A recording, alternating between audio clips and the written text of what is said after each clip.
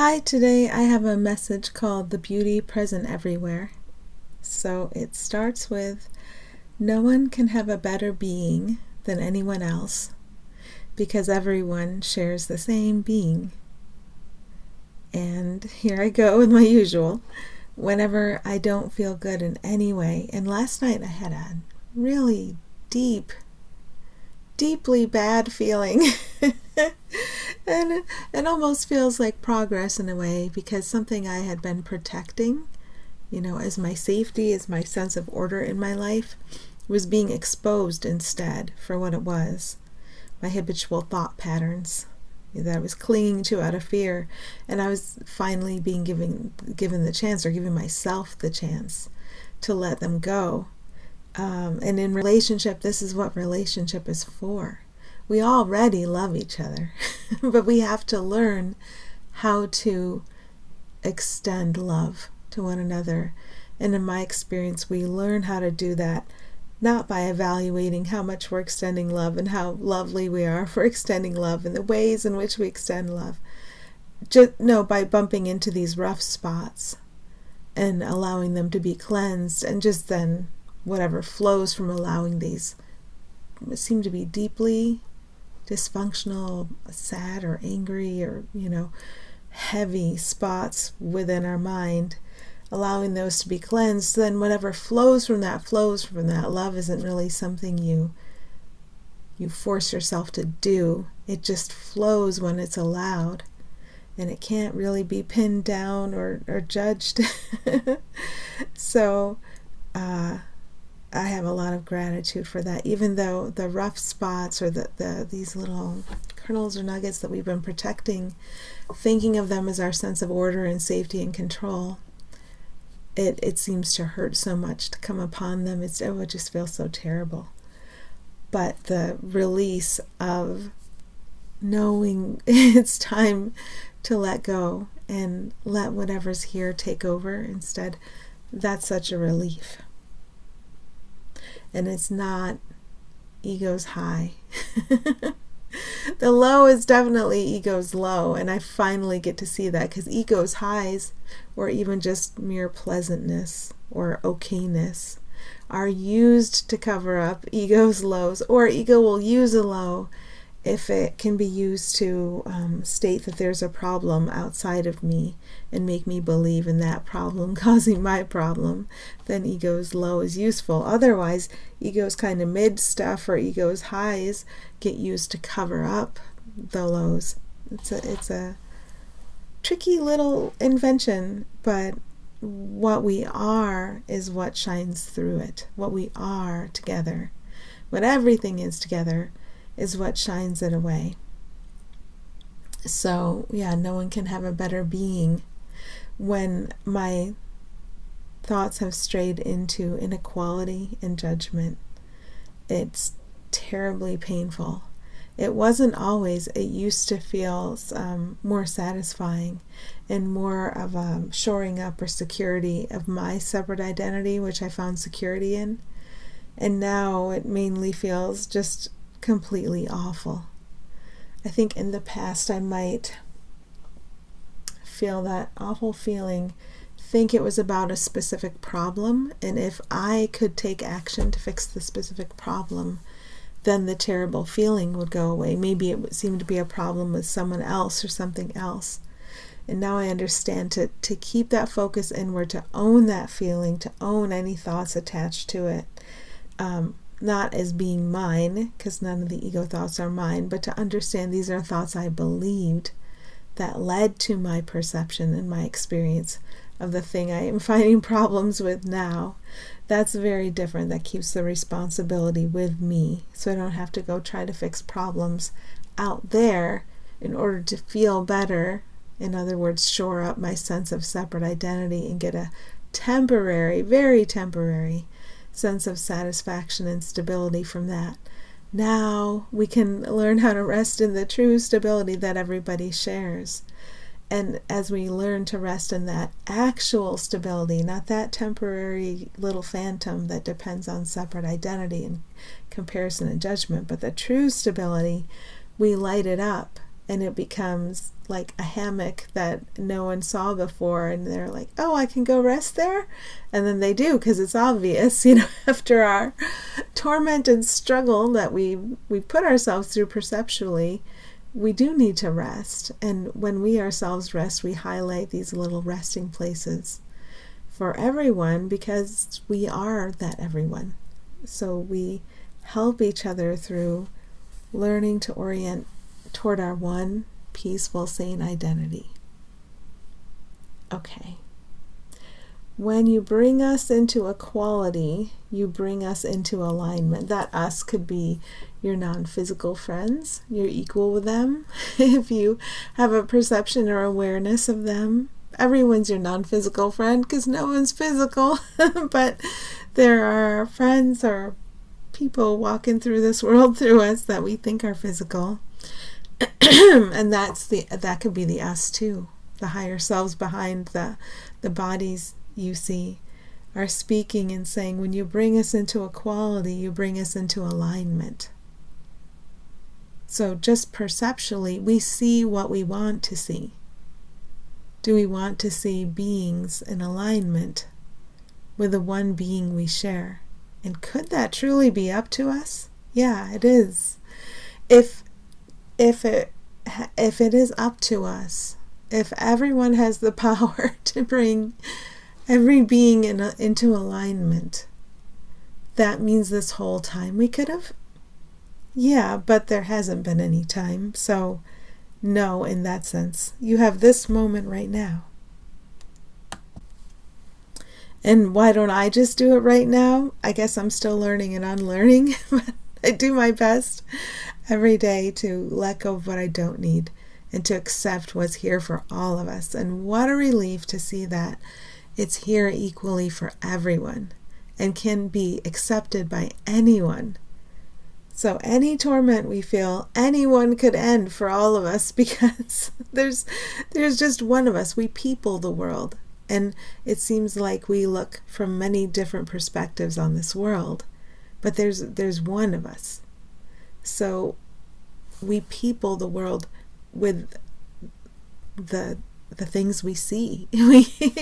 we made those. Those aren't the real thing. Those are the illusion. But spirit can come in and use the illusion to help us remember all of that and to recognize its nothingness. It didn't happen. It seems to have happened. And to remember what leads us to the knowledge of the truth of us, which can't be spoken, but it can be pointed to. So anywhere I feel out of alignment today, that's what I've chosen. I think it's practical and useful and beneficial. And in my separate self-interest, to hold myself out of alignment with everything. And I know that seems like self-blame, but it's really responsibility and power. And it's power shared. When you take responsibility and power, you help that remembrance that we are responsible for how we feel. We are responsible for what we perceive and how we perceive it, not in a blame way, but in a shared power way. You help the remembrance of that light up and come forth into the foreground for everyone. It seems like we have separate minds, but we're just participating in the cleanup of our one mind. But if I were looking at this through a separate mind lens, I would say that as I remember the importance of my alignment with the truth of everyone and everything, the truth of the purity and innocence of everyone and everything, and letting all of my perception and experience come from that, then I light that up in your mind. I make those thoughts light up for you too, because it's just the one mind we share. But if I'm fooled by your appearance, and I focus instead on the positive or negative aspects of the illusion I made that I call separate you, then I draw you to those thoughts, and I draw you to belief in those thoughts. So when we're focusing for ourselves on what is real and on orienting toward that and allowing the wholeness of that to determine everything we perceive and experience, and think and feel. It's very safe to allow the wholeness of us to determine how we feel. It's so beautiful. And I say that probably only having the merest edge of that, I know I haven't given my whole self unto it yet, but I feel like I'm hanging on to its coattails, and I feel so grateful even for that, and for the chance to go deeper and deeper and deeper into it, because you get the experience of seeing everyone as so beautiful. Okay, and then trusting what's here for them and how supported they are, and that is such a relief. Okay, there is what seems real, and then there is what actually is. So we get wise. We understand that when something seems a certain way, I'll use I language, and there's any reactivity in me, there it is. There's that energy I generated that's a reaction to what was never here. And if I can remind myself of that, then I can relax back into the spot of what actually is here. What actually is here in this one, in this being, all these beings I'm thinking about, whoever seems to be involved in the situation. In the situation itself, what is here? And to remember that I can dedicate every situation that comes to mind or that I seem to experience to truth. The truth of all of us. It's just a decision in the mind. I dedicate this situation not to judgment, not to trying to get my own way, not to trying to protect the safety of my separate self. Ooh, that's one that's surfacing. That's where these points of pain are coming in. But just to truth. And I can trust truth to carry everybody safely through their experiences. And can I dedicate every situation that would come to mind or that I seem to experience to sanity. Sanity is the truth of all of us. Underneath the illusion we're projecting for us to see and experience, the one being is sane and forever will be sane. But I may be tricking myself by projecting things out into the world to look at and to call crazy. But I don't have to continue to fool myself. When I feel that reactivity, which is certainly a very accustomed pattern, I can interrupt the accustomed pattern and I can dedicate the situation I perceive, because I can't react without perceiving a situation. I can dedicate it to truth and to sanity. And that's enough. That's enough. From there, I may be inspired to speak. I may be inspired to act.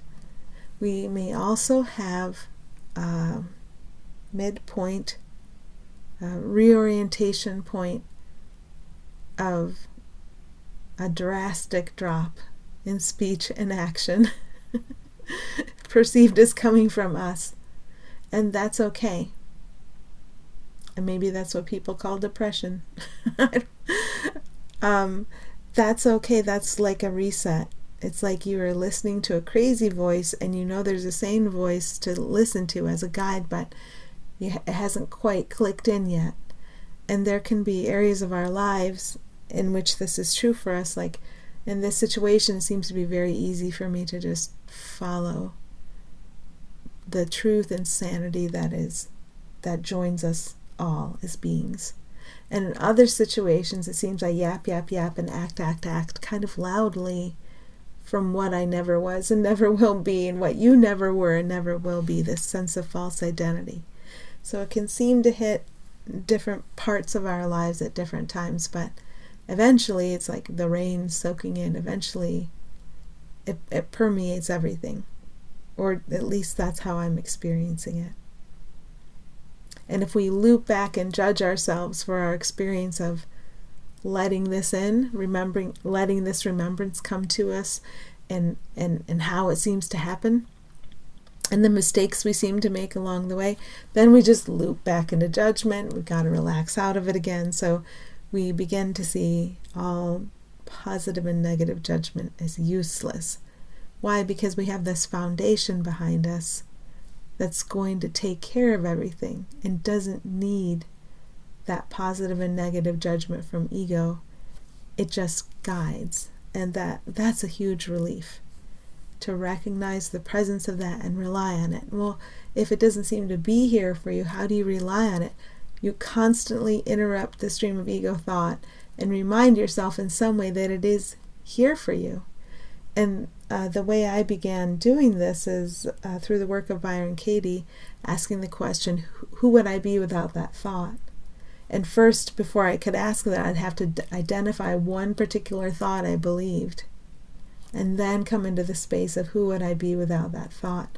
That was really helpful.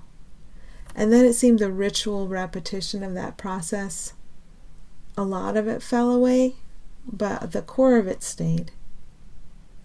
And now I'm more likely to reorient toward a lesson in A Course in Miracles. And that's just this path. And your path looks like your path.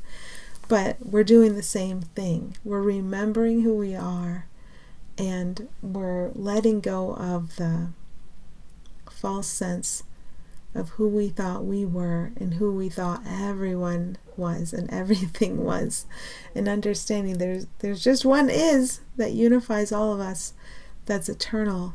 And as we orient toward it, it's a very beautiful, easy guide. Okay. It's no one's body you have to trust. Just trust their spirit. So spirit is unifying and beautiful and innocent and free, and it's present everywhere behind any surface the ego would project.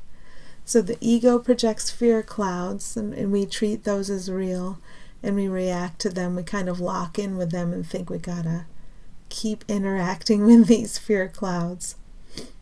And spirit shows us a light shining behind it, and the light becomes our guide. So let's say we're in a situation with what appears to be a person, really behind it their spirit. We can just trust spirit in that situation, because that's what unifies us. I'm spirit and you're spirit. So in a situation with you, I can just trust spirit. Now I'm still likely to trust in my idea of my separate skills and abilities, and my ability to navigate through what I perceive as situations. There's all that still going on. But our interaction with each other is an opportunity for that to surface, and for us to feel the tension of that, and for us to let that go and trust very simply in what is unknown to the ego. So we got to leave the ego behind, because the ego is going to be screaming, not to trust that. And the ego fears what demonstrates that it never existed. Of course it would. Fear is not real, it's the ego's invention. But when we notice how much during a day we feel fear, resistance, and tension, then we can really start getting the work done, kind of came to mind, but addressing what seem to be the problems in the outside world in a very sane and direct way. It all starts with how we feel, because our feeling tells us that we're attached to this phantom thing that projects fear clouds that we believe are real. Okay. So with everybody we think of today, everyone we meet, we can simply trust their spirit. And that makes everything so simple, because you don't have to judge them or figure them out or figure out how to deal with them or remember their past. You can just trust their spirit. And when you're trusting their spirit, you're trusting yours. Okay. When you trust their spirit, you trust the beauty present everywhere, behind everything ego says is different. Okay. So this oneness, behind is the best word I can find for it lately. It's here and it's real. It's the real thing. And think of it as light shining is the most helpful metaphor for me. The ego is going to want to busy itself with all these separate little meanings and their comparative values. And we're still tempted to engage with that to the extent that we find it satisfying. And that's fine, because every day is a chance for that to surface and for us to relax out of engaging with it in that way. Every day is a chance to recognize where our truest and deepest happiness is. The relief of not having to judge anything anymore, that's huge. It's like we've been working so hard for so long and we can finally set down that effort. Oh my goodness. You don't need a vacation if you find that one. You don't need to take your body anywhere and call it rest if you find that vacation of, oh, I didn't need to judge separate things. And how do you cross the street without judging separate things? I don't know. We still do that, right? But every day we have opportunities to feel the tension of that and to trust the something bigger behind it. And the something bigger behind it points to the true beauty that never went away. So it's like in the back of our minds, we know everyone is beautiful and loved. But how could they appear in this way? How could they appear how they appear, all of them? Being beautiful and loved, how on earth, what happened, right? We believed thoughts that weren't true, that projected fear clouds upon what is only one and only will be one forever. But if you want to think of God's children in harmony, that's a very helpful metaphor, because there seems to be that level of experience too, of harmonic differentiation. And we don't want to skip steps here. Maybe we're going to experience harmonic differentiation. That's fine. That's still one. It's still unified and guided by the oneness. If you think of all the different seeming puzzle pieces fitting together. Everyone here has a function, and our function gets revealed to us as we go along, and it's something only you can do. So in that way, Spirit uses this differentiation on behalf of members of the oneness. So everyone is a beautiful gift. Everyone is a piece of that puzzle. Everyone is needed. Everyone has a special thing that is their part to do that no one else is going to do, because it's their piece of this awakening. And when we trust their spirit, we trust that beautiful, helpful part of them, and we bring it forth. We say, I'm ready to meet you now. I'm ready to let go of the fear cloud I've been projecting upon you, and I'm ready to meet you as an equal. What a relief. So that relief is here for us today, wherever we look, and we just have to set the ego thoughts down as meaningless. Remember the uselessness of attempting to judge the separate things, even though we still seem to need to do it.